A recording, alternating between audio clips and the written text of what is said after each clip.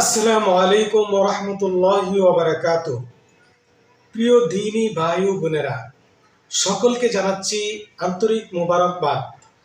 আজকের এই ভিডিওতে আমি আপনাদেরকে এমন একটি সহজ দোয়া এবং ওজিফা বলবো, যেটার মাধ্যমে আপনার মনের আশাগুলো পূরণ হয়ে যাবে। সুবহানাল্লাহ।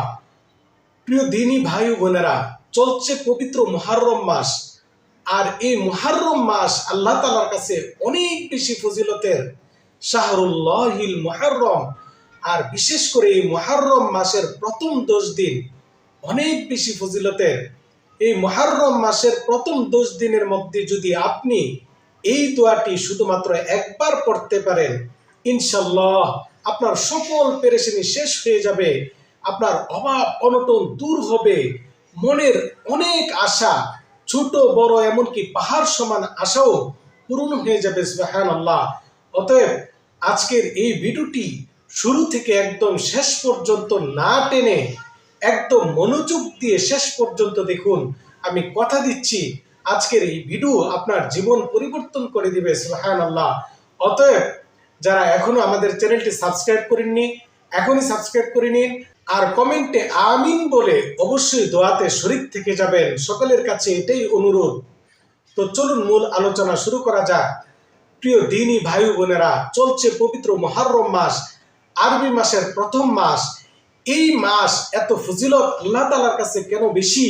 কারণ ইসলামের সবচেয়ে বড় বড় ঘটনাগুলো এই মাসের 10 তারিখ 10 মুহররম আশুরার দিন সংঘটিত হয়েছে। আশুরা তথা 10 মুহররম হযরত আদম আলাইহিস সালামের তওবা আল্লাহ তাআলা গ্রহণ করেছিলেন। হযরত মুসা আলাইহিস সালাম ফেরাউনের সেই আক্রমণ থেকে নাজাত পেয়েছিলেন। হযরত ইব্রাহিম আলাইহিস সালাম নমরুদের অগ্নিকুণ্ডে নিক্ষিপ্ত হয়েছিলেন। হযরত ইয়াকুব আলাইহিস সালাম তার অসুস্থতা থেকে মুক্ত হয়েছিলেন। হযরত ইউনূস আলাইহিস সালাম মাছের পেট থেকে মুক্ত হয়েছিলেন। আর সর্বশেষ আমাদের প্রিয় নবীজি সাল্লাল্লাহু আলাইহি সাল্লামের কলিজার টুকরা তৌহিত্র হযরত ইমাম হুসাইন রাদিয়াল্লাহু তাআলা আনহু কারবালার ময়দানে শহীদ হয়েছিলেন। এই জন্য এই 10 মুহররম আশুরার দিন বা এই মুহররম মাস আল্লাহ তাআলার কাছে অনেক বেশি ফজিলতের। সর্বশেষ 10 মুহররম আশুরার দিনই পৃথিবীর সবচেয়ে বড় ঘটনা ঘটবে তথা কিয়ামত সংঘটিত হবে। আল্লাহু আকবার। এই জন্য এই মাসের ফজিলত অনেক বেশি, আর বিশেষ করে 10 মুহররমের ফজিলত তো আরো অনেক বেশি। এই জন্য এই মাসে বেশি বেশি আমল করার পাশাপাশি মনের আশা পূরণ করার জন্য আজকে আমি সহজ একটি আমল আপনাদের সাথে শেয়ার করব। এই দোয়াটি আপনি পাঠ করবেন। প্রথমে দুরূদ শরীফ পাঠ করে নেবেন। আল্লাহুম্মা সাল্লি আলা মুহাম্মাদ ওয়া আলা আলি মুহাম্মাদ কামা সাল্লাইতা আলা ইব্রাহিম ওয়া আলা আলি ইব্রাহিম ইন্নাকা হামিদুম মাজিদ। আল্লাহুম্মা বারিক আলা মুহাম্মাদ ওয়া আলা আলি মুহাম্মাদ কামা বারাকতা আলা ইব্রাহিম ওয়া আলা আলি ইব্রাহিম ইন্নাকা হামিদুম মাজিদ। দুরূদ শরীফ পাঠ করবেন 3 বার। 3 বার দুরূদ শরীফ পাঠ করার পরে এই দোয়াটি পাঠ করবেন মনোযোগ দিয়ে। আল্লাহুম্মা ইন্নী আসআলুকা বিহাক্কি হাযাল শাহরিল মুবারাক ওয়া বিহাক্কিল আইয়ামিল আশরি আন তাকদি হাজাতি ওয়া তুফাররিজ হাম্মি ওয়া তুয়াসসির আমরি ইন্নাকা আলা কুল্লি শাইইন কাদির। এই দোয়াটি পাঠ করবেন 3 বার। এই দোয়ার অর্থটা খেয়াল করুন।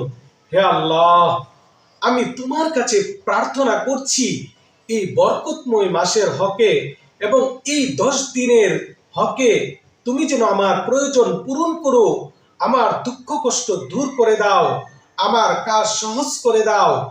নিশ্চয়ই তুমি সর্বশক্তিমান। সুবহানাল্লাহ। এই দোয়া যে কত বড় কার্যকরী একটি দোয়া। এই দোয়া পাঠ করার পরে আপনার প্রয়োজন পূর্ণ হবে, অভাব অনটন দূর হবে, দুঃখ কষ্টগুলো একটি একটি করে সরে যাবে, বিপদগুলো এক এক করে দূর হয়ে যাবে, আর মনের আশাগুলো দিন দিন পূরণ হতে থাকবে। সুবহানাল্লাহ। এই দোয়া পাঠ করার পরে আপনি আবার 3 বার দুরূদ শরীফ পড়বেন। আর যারা বড় দুরূদ শরীফ পারেন না তাদের জন্য ছোট সংক্ষিপ্ত একটি দুরূদ শরীফ বলছি। সাল্লাল্লাহু আলান নবিয়্যিল উম্মিয়্যি, এই দুরূদ শরীফটি পাঠ করবেন। এই দুরূদ শরীফ পাঠ করার পরে আপনি তাহাজ্জুদের নামাজের সময় অথবা এশারের নামাজের পরে আপনি আল্লাহ তাআলার কাছে মুনাজাতে আপনার নেক বাসনা, মনের আশাগুলোর কথা বলবেন। আর এই মাসে বেশি বেশি দোয়া ইস্তেগফার পাঠ করবেন। আস্তাগফিরুল্লাহ, আস্তাগফিরুল্লাহ, বেশি বেশি ইস্তেগফার পাঠ করবেন।